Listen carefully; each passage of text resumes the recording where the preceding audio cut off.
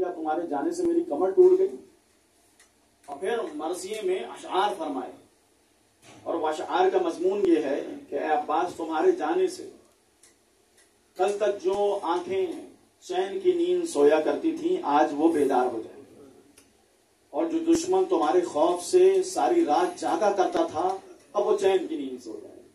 یہ مرثیے کے اشعار ہیں جو امام نے ارشاد فرمائے۔ اور ایک اور مرثیہ امام نے پڑھا اور ہم سب کو یاد کیا۔ یہ کب ہے؟ جب جناب علی اصغر کی شہادت ہوئی۔ جناب علی اصغر کی شہادت کا مرثیہ امام حسین علیہ السلام کے لیے بے انتہا سخت ہے، بے انتہا سخت ہے۔ کر کے گریہ نہیں کیجیے گا، حق ادا ہونا چاہیے۔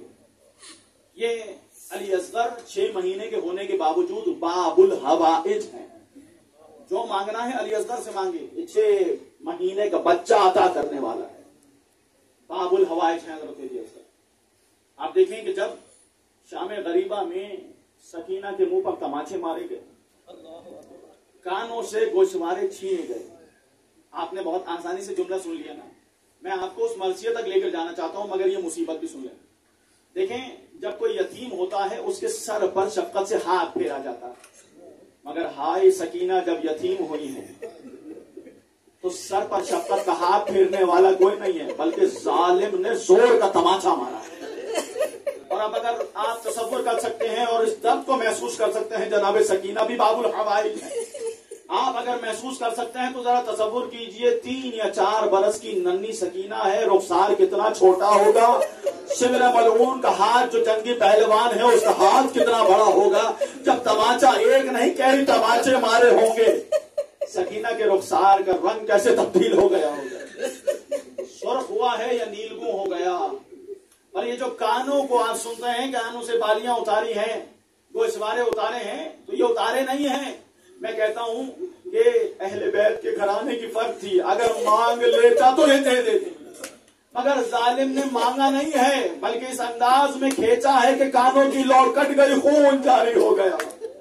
ایسی کیفیت میں جب اپنے بابا، چونکہ بابا کے سینے پر آرام ملتا ہے سکینہ کو، دوڑتی ہوئی مقتل کی طرف آئیں کہ مقتل میں بابا کا لاشا مل جائے تو بابا کے سینے پہ سونے والی کو سکون مل جائے کہ باپ کے سینے پہ آرام ملتا ہے۔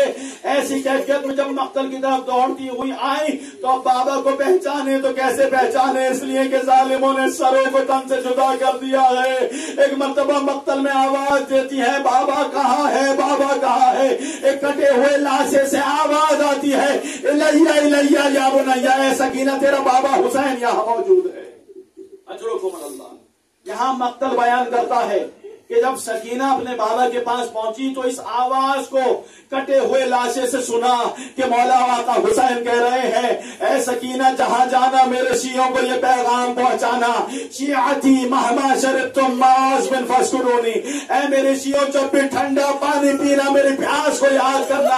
اور پھر اصغر کی مصیبت کو مرثیے میں پڑھا اور کہا اے شیعوں لائتکم فی یوم عاشورا جمیعا تنظرونی کیف استسقی طفلی فابوا ویرحمونی، اے میرے شیعوں کاش کربلا کے میدان میں ہوتے، اس منظر کو دیکھتے کیسے میں 6 مہینے کے اصغر کے لیے پانی کا سوال کر رہا تھا مگر میرے اصغر کو کسی نے پانی نہیں پلایا اور ملائکہ سے شعبہ تیر آگے گردن میں پیوست ہوا۔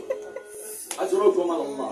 والا کوئی غم نہ دے سوائے غم حضرت علی اصغر کے، کوئی غم نہ دے سوائے غم حسین کے۔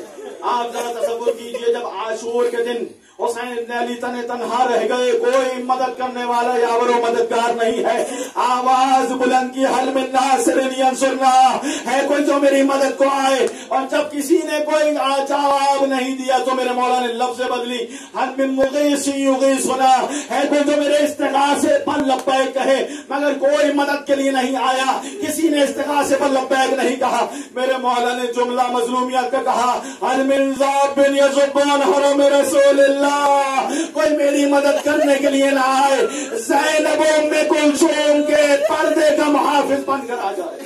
اجرکم اللہ۔